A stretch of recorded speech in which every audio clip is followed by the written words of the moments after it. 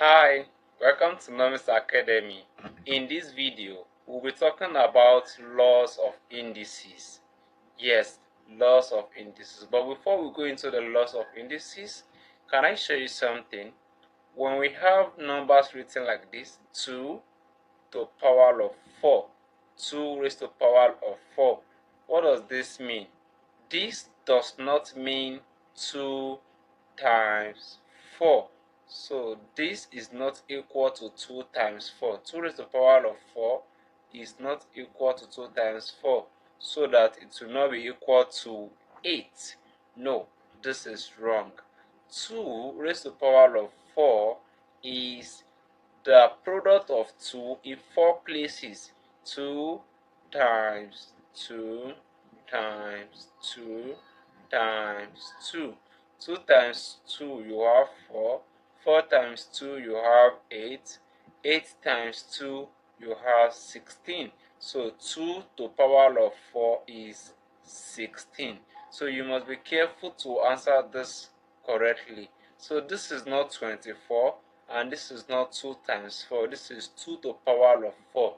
Now this 4 written that I called power is what we call superscript, and here we have the base. So base 2, we have a base of 2 and we have a superscript of 4, or we have a power of 4. So this is an index form of writing numbers or of writing a particular value.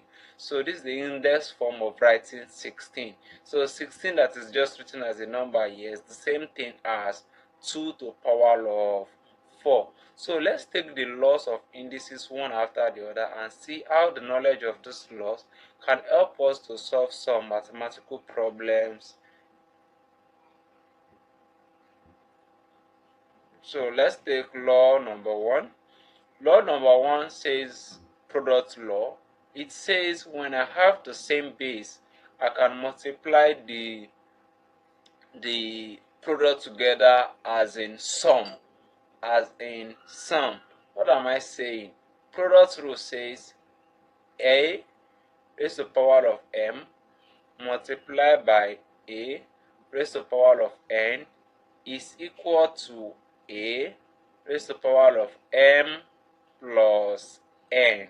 Now you can see that this multiplication changes to plus to add the superscript together.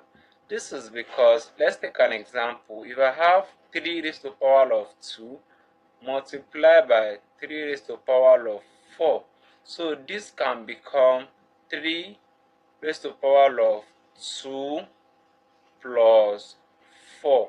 How is this verifiable? Let's see. 3 raised to the power of 2 simply means 3 times 2 multiplied by 3 raised to the power of 4 is 3 times 3 times 3 times 3. So we have how many 3 now? 1, 2, 3, 4, 5, 6, which is this 3 to the power of 6. So this is equals to 3 to the power of 6. So the product rule of our indices says that when we have the same base, the product that we're supposed to multiply, the superscript we're supposed to multiply, becomes summed together. So 2 times 4 becomes 2 plus 4. So we have 3 raised to the power of 6. So this is product rule. So when we have values like this, where the bases are the same and they have different power, we can just sum up their power in the case of multiplication to have our answer. So in this case, we have 3 raised to the power of 6. So let's take law number 2. Law number 2 is a division law. It says that when we have a m divide by a raised to the power of n, so this is a m minus n. One thing you should take note is the order. This is not a n minus m. So this is like the product rule too, meaning that the division now changes to the opposite, which is subtraction now, as relative in this case. So we have the same base, we have different power. Since we have the same base, we can take a base and then take the power, then change this function of what now, division, to be minus. So instead of m divide n, so it becomes m minus n, such that when we have 5 raised to the power of 5 divide by 5 raised to the power of 2, so it becomes 5 raised to the power of 5 minus 2, and that is 5 raised to the power of 3. Is this verifiable? Yes, because 5 raised to the power of 5 is the product of 5 in 5 places, right? So that should be 5 times 5 times 5 times 5 times 5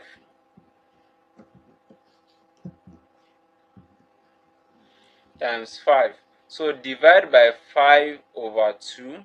So if you divide it by 5 raised to the power of 2, that's 5 times 5. So 1 5 cancel the other 5.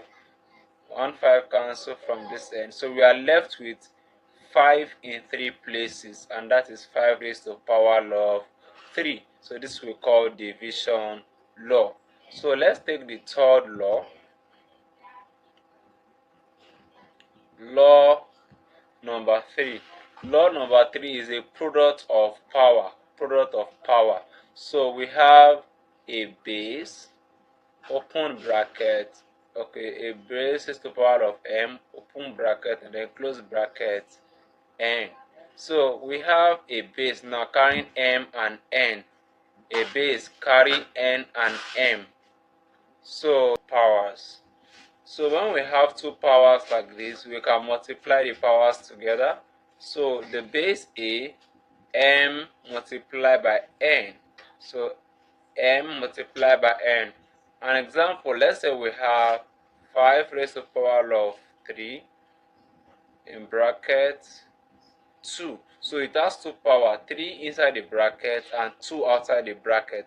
So this can become 5 raised to the power 3 times 2, and that is equal to 5 raised to the power of 6. 5 raised to the power of 6. So let's take the fourth law. The fourth law.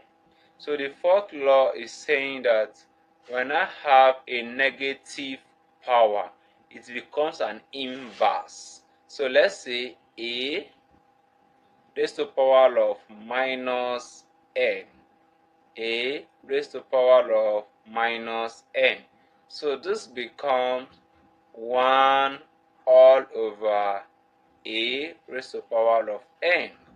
So the minus becomes an inverse of that value that we have as a base. So since we have a raised to the power of minus n, so minus becomes 1 all over, and then a raised to the power of n remains. A raised to the power of n remains, such that when we have 5 raised to the power of minus 2, so this is just 1 all over 5 raised to the power of 2. So it is an inverse of what we have. So this will be equal to 1 all over 25. So this is a power inverse rule. A power inverse rule. So let's take rule number 5. Rule number 5 says when I have a raised to the power of m over n.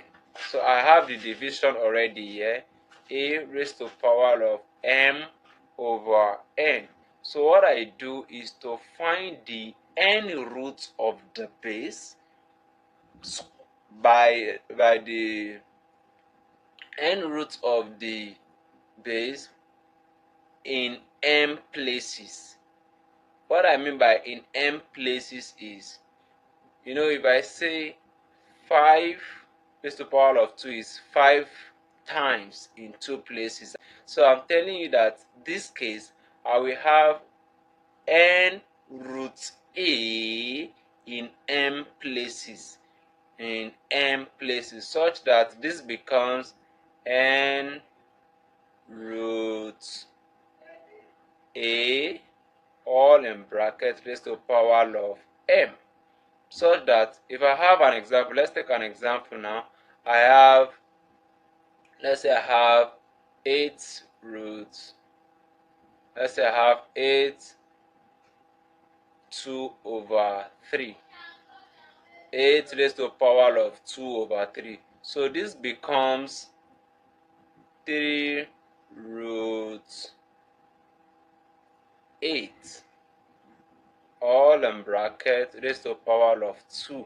And what is the value of this now? 3 root 8 is what number can I multiply by itself to give me 8 in 3 places? So if I multiply a number by itself in 3 places, I will have 8. That is 3 root 8.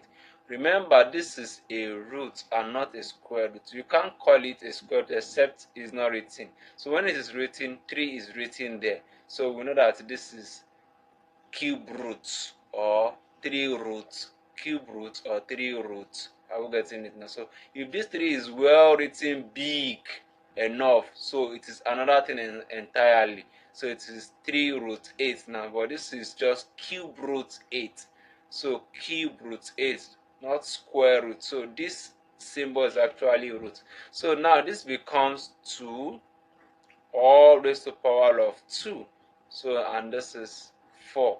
So 2 root 2 is equal to 4. So if I have a value like this law is saying that you can take the n root of the base and then find the product in m places.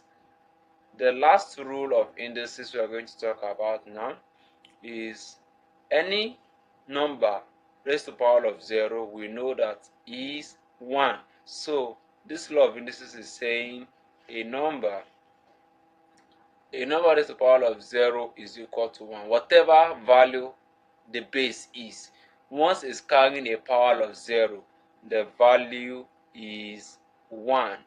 Also note that this rule exists in indices. You might not see it in some textbooks, but it exists. So let's call it rule number 7. The rule number 7 says that a, b raised to the power of m is the same thing as a raised to the power of m multiplied by b raised to the power of m, n. So this power now attends to both a and b. So you need to be careful when you have a value in this manner. Probably 2a multiplied by 5b raised to the power of 2. So it means that 2 now have to affect everything in the bracket differently. So what I mean by differently is this. So let's say I have example 2a multiplied by 3b then all squared. So this becomes 2a squared multiplied by 3b squared. So that this becomes 4a squared multiplied by 9b squared. So this will be my answer for this question if I'm given to simplify it. So these are the rules. Remember this rule, one after the other. So these are the rules of indices. These are the rules that help us to solve some indica problems or the indica problems, indices problems, questions on indices in mathematics. I hope you understood all these laws one after the other. Bye bye. See you in the next video.